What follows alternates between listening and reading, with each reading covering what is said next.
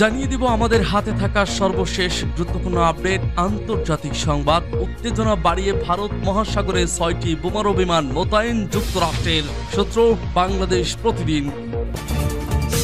এরপর জানিয়ে দিব ইসরায়েল বিরোধী পোস্ট করলেই বাতিল হতে পারে মার্কিন ভিসার আবেদন, সোর্স নিউ ইয়র্ক টাইমসের। এবং জানিয়ে দিব সীমানা পেরিয়ে হামলা চালালো পাকিস্তানি সেনারা, ভারত বলছে যুদ্ধবিরতি লঙ্ঘন, সূত্র হিন্দুস্তান টাইমস। এবং আরো জানিয়ে দিব লোহিত সাগরে মার্কিন রণতরী লক্ষ্য করে হুতিদের একের পর এক হামলা, সূত্র বাংলাদেশ প্রতিদিন অনলাইন পোর্টাল থেকে। এবং সর্বশেষ থাকছে ইরানের ড্রোন ক্ষেপণাস্ত্র নেটওয়ার্কের উপর যুক্তরাষ্ট্রের নিষেধাজ্ঞা। শুনছিলেন সংবাদ শিরোনাম, এখন বিস্তারিত। তবে তার আগে অনুরোধ থাকবে ভিডিওটিতে একটি লাইক এবং কমেন্টস করে জানিয়ে দিন আজকের এই ভিডিও সম্পর্কে আপনার মূল্যবান মতামত। আর অবশ্যই এই ভিডিওটি আপনার ফেসবুক সোশ্যাল মিডিয়ায় শেয়ার দিয়ে ছড়িয়ে দিন। আর জানিয়ে দিন আপনি কোন জেলা থেকে বা কোথা থেকে আমাদের সংবাদটি শুনছেন এবং দেখছেন। উত্তেজনা বাড়িয়ে ভারত মহাসাগরে 6টি বোমারু বিমান মোতায়েন যুক্তরাষ্ট্রের। ভারত মহাসাগরের ডিয়েগো গার্সিয়া দ্বীপে কমপক্ষে 6টি পারমাণবিক বোমা বহনে সক্ষম B-2 স্প্রেড বিমান মোতায়েন করেছে যুক্তরাষ্ট্র। বুধবার অ্যাসোসিয়েটেড প্রেসের বিশ্লেষণ করা স্যাটেলাইট চিত্রগুলোতে এমনটাই দেখা গেছে।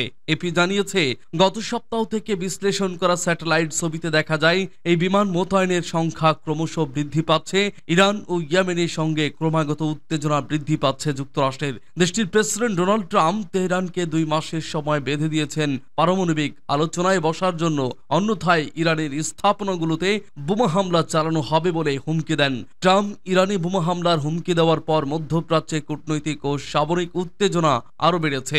এর মধ্যে সৌদি আরব, সংযুক্ত আরব আমিরাত, কাতার ও কুয়েত উপসাগরীয় 4 দেশ স্পষ্টভাবে জানিয়েছে তারা ইরানি হামলার জন্য মার্কিন যুদ্ধ বিমানকে তাদের আকাশসীমা বা ঘাঁটি ব্যবহার করতে দেবে না। এই অবস্থায় মধ্যপ্রাচ্যের ঘাঁটিগুলো থেকে অনেকটাই দূরে ভারত মহাসাগরে B-2 বিমানগুলো মোতায়েন করছে যুক্তরাষ্ট্র।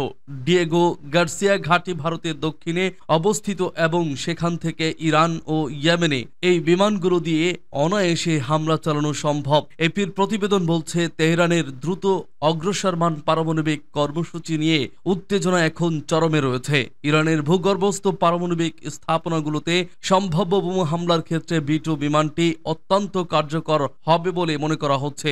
ভারত মহাসাগরের ডিয়েগো গার্সিয়ায় মোতায়েন করা 6টি B-2 বিমান আমেরিকার অস্ত্রাগারে থাকা এই মডেলের বিমানের প্রায় 1/3। প্রাথমিকভাবে 21 B-2 বিমান ছিল মার্কিন বাহিনীর হাতে, কিন্তু 2008 সালে এবং 2022 সালে দুর্ঘটনায় দুটি ক্ষতিগ্রস্ত হয়। এছাড়া একটি অবসরে পাঠানো হয়েছে বলে জানা যায়। উল্লেখ্য, ইরানের সঙ্গে উত্তেজনা এবং ইয়েমেনের হুতিদের উপর অব্যাহত হামলার মধ্যে মধ্যপ্রাচ্যে আরেকটি বিমানবাহী রণতরী পাঠানোর ঘোষণাও দিয়েছে যুক্তরাষ্ট্র। মঙ্গলবার মার্কিন প্রতিরক্ষা বিভাগের সদর দপ্তর জানিয়েছে, যুক্তরাষ্ট্র মধ্যপ্রাচ্যে বিমানবাহী জাহাজ মোতায়েনের সংখ্যা 2টিতে উন্নীত করছে। সেখানে থাকা আগের রণতরীটি বহাল থাকবে এবং ইন্দো প্যাসিফিক থেকে আরেকটি পাঠানো হবে। ইসরায়েল বিরোধী পোস্ট করলেই বাতিল হতে পারে মার্কিন ভিসার আবেদন।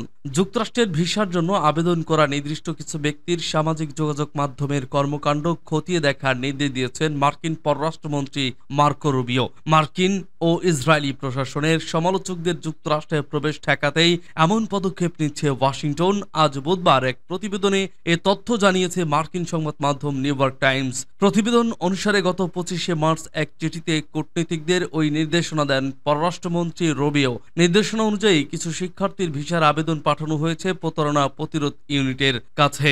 বিশেষ এই ইউনিট ওই শিক্ষার্থীদের সামাজিক যোগাযোগ মাধ্যমে তৎপরতা যাচাই করবে। যুক্তরাষ্ট্র বিরোধী ও ইহুদি বিরোধী মনোভাবের ইঙ্গিত মিললে তাকে যুক্তরাষ্ট্রের প্রবেশের অনুমতি দেওয়া হবে না।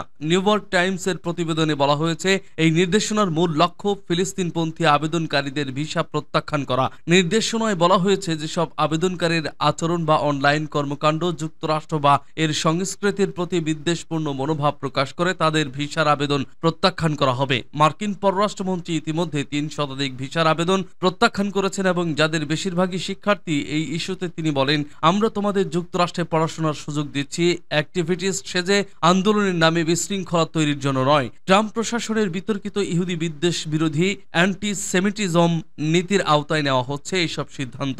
এরই মধ্যে নতুন নীতির আওতায় বহু বিদেশি শিক্ষার্থীকে আটক করা হয়েছে, অনেককে দেশে ফেরত পাঠানো হয়েছে। শিক্ষার্থীদের গ্রেপ্তারের প্রক্রিয়া নিয়ে বিতর্ক তৈরি হয়েছে। সীমানা পেরিয়ে হামলা চালালো পাকিস্তানি সেনারা, ভারত বলছে যুদ্ধবিরতি লঙ্ঘন। নিয়ন্ত্রণ রেখা লাইন অফ কন্ট্রোল পেরিয়ে ভারতে ঢুকে পড়ে পাকিস্তানি সেনারা এবং ভারতীয় সেনা ঘাঁটিতে গুলিবর্ষণ করে। ভারত দাবি করেছে তারা পাকিস্তানি এই অনুপ্রবেশ ও হামলার জবাব দিয়েছে। দেশটি এই ঘটনা যুদ্ধবিরতি চুক্তির সুস্পষ্ট লঙ্ঘন বলে আখ্যায়িত করেছে। ভারতীয় সংবাদ মাধ্যম হিন্দুস্তান টাইমসের প্রতিবেদনে বলা হয়েছে, ভারত নিয়ন্ত্রিত জম্মু কাশ্মীরের পুঞ্জ জেলায় গতকাল মঙ্গলবার পাকিস্তান সেনাবাহিনী অতর্কিতভাবে অনুপ্রবেশ করে। ভারতীয় সেনাবাহিনীর কৃষ্ণ ঘাটি ব্রিগেডের নঙ্গি টেকরি ব্যাটালিয়ন এই অপ্রত্যাশিত হামলার জবাব দিয়েছে বলে সংশ্লিষ্ট এক কর্মকর্তা জানিয়েছেন। নাম প্রকাশে অনিচ্ছুক ওই কর্মকর্তা বলেন, গত ১ এপ্রিল কৃষ্ণ ঘাটি সেক্টরের নিয়ন্ত্রণ রেখা পেরিয়ে পাকিস্তান সেনাবাহিনীর অনুপ্রবেশের কারণে একটি মাইন বিস্ফোরণের ঘটনা ঘটে। এরপর পাকিস্তানি সেনারা কোনো উস্কানি ছাড়াই গুলিবর্ষণ ও যুদ্ধবিরতি লঙ্ঘন করে। আমাদের সেনারা এর কার্যকর ও সুচিন্তিত প্রতিক্রিয়া জানিয়েছে। পরিস্থিতি নিয়ন্ত্রণে রয়েছে এবং নিবিড়ভাবে পর্যবেক্ষণ করা হচ্ছে। ওই কর্মকর্তা আরো বলেন, নিয়ন্ত্রণ রেখা বরাবর শান্তি বজায় রাখার জন্য ২০২১ সালের ডিজিএমও সমঝোতার নীতি মেনে চলার গুরুত্বপূর্ণ ব্যক্ত করেছে ভারতীয় সেনাবাহিনী। এই ঘটনা এমন এক সময়ে ঘটল যখন কাঠুয়ার পাঞ্জতীর্থী এলাকায় সন্ত্রাসবাদীদের সঙ্গে গোলাগুলির ঘটনার পর ভারতীয় নিরাপত্তা বাহিনী আগে থেকেই অভিযান জোরদার করেছে। লোহিত সাগরে মার্কিন রণতরী লক্ষ্য করে হুতিদের একের পর এক হামলা। যুক্তরাষ্ট্র মধ্যপ্রাচ্যে নিজেদের সামরিক উপস্থিতি আরও শক্তিশালী করতে বিমানবাহী রণতরীর সংখ্যা বাড়ানোর সিদ্ধান্ত নিয়েছে।